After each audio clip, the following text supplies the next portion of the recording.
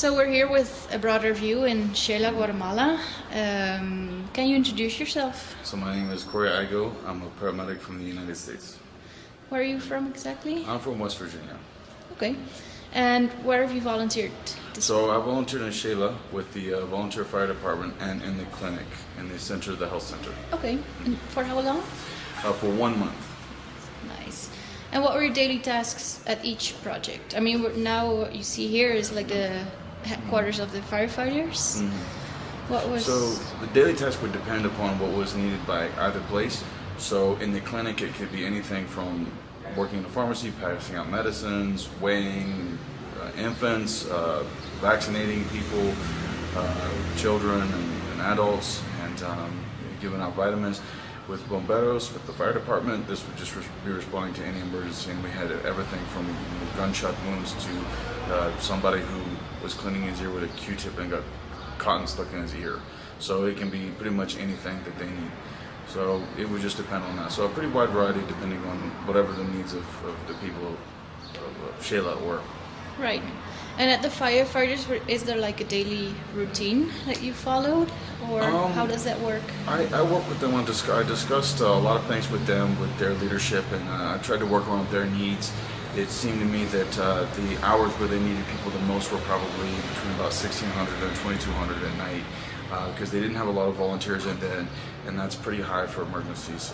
From 10 o'clock at night until 6 in the morning, they have a lot of volunteers, not typically a lot of emergencies, and during the daytime it doesn't seem to be too busy. So I would basically work my schedule around their needs. All right. And is there like a memorable experience that you had here that you will remember?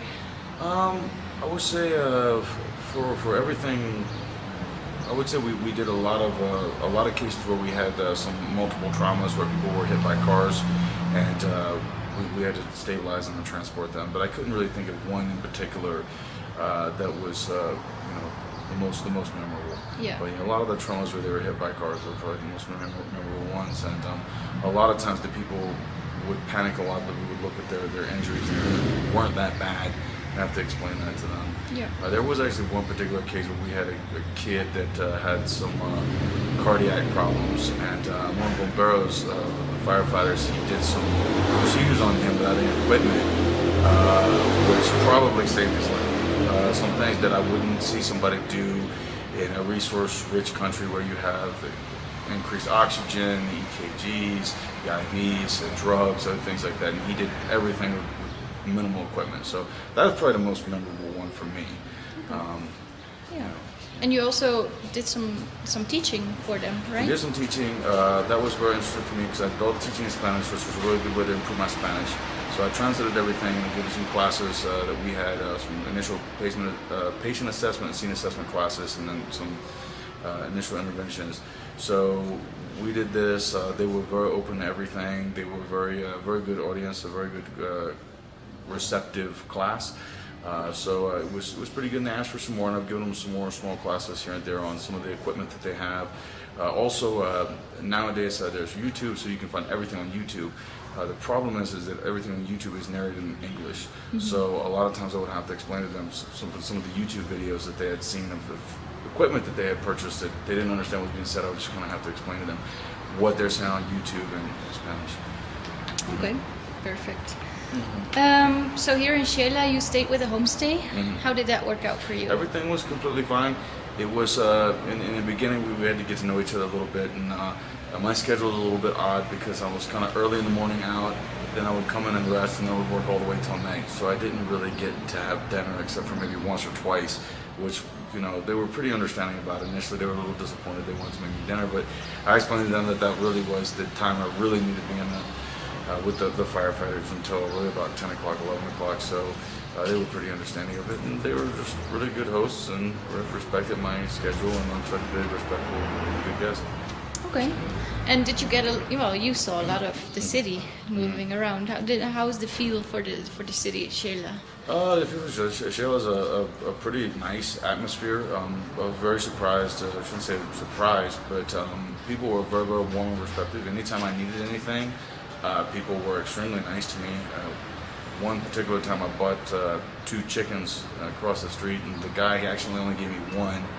I came back and I had 1 chicken. I didn't think anything about it. I forgot it, and I went back about a week later, and they remembered me, and they said, "You forgot your other chicken," and they gave me the other chicken for free. So, people were very nice. Anytime I needed anything, they were very helpful. So it's a very warm environment. People are very receptive, and they'll slow down. And when it comes to language, they'll slow down and they'll help you, and very accommodating. Nice. And well, in the free time that you had, not much maybe. What did you do here in Xela?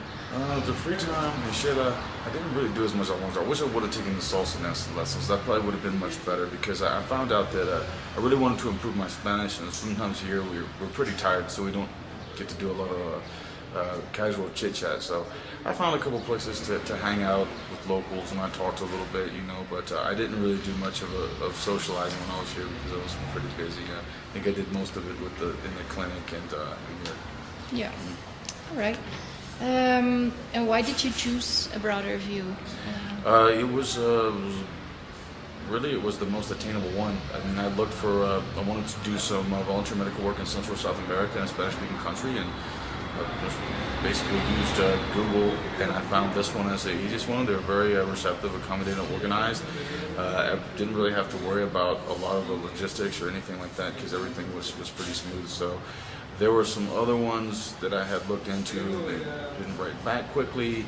They were a little bit slow, so this seemed to be organized and structured in a way that I felt confident. And everything here went without any problems. So. Okay. Good. And how was the support in country and also before departing on the trip? So everything was completely accurate. I mean, before departing on the trip, I think I got more than I needed, so it was enough. Everything was sufficient. When I got in country, I mean, all the briefs I got, everything I was told was sufficient. Anytime I needed something, I got it. I couldn't really think of much room for improvement on that. It was, I did not have any problems at all with any type of support issues, logistical issues. It was actually a lot easier than I thought it was. Would you recommend this program to future volunteers? Oh, I would definitely recommend it to future volunteers. I would say it would kind of depend on what you wanted, and there's a lot of things that you can get from it. It's very great for remote or wilderness medicine, because the bomberos, they know how to do a lot with a little, as do the nurses in the clinic. So in a lot of resource-rich countries, you'll find a lot of things. You can do a lot of stuff with IVs and drugs and EKGs and all kinds of different things. Here, they have to find a way to do stuff without that. So for people that are interested in wilderness medicine, the type of medicine you do when you're camping, when you're on an expedition or something like that, the type of skills that they have here are very useful for that. Mm-hmm. Do you have any tips in general for volunteers coming to Xela? The biggest tip I would say with anything would be probably get your schedule, find out what you want, and then find a way to help, because remember, you're here to help other people. So if you find a way to help them, they'll be really good. And also, if you want to do something while you're here, just tell them, because they're very accommodating with anything you want to do, but you kind of got to tell them. If you want to do something at the clinic, if you want to put intramuscular vaccinations in or something, you just tell them, I'd really like to do this. They'll do it, but you got to tell them. Okay. What will you miss most from here?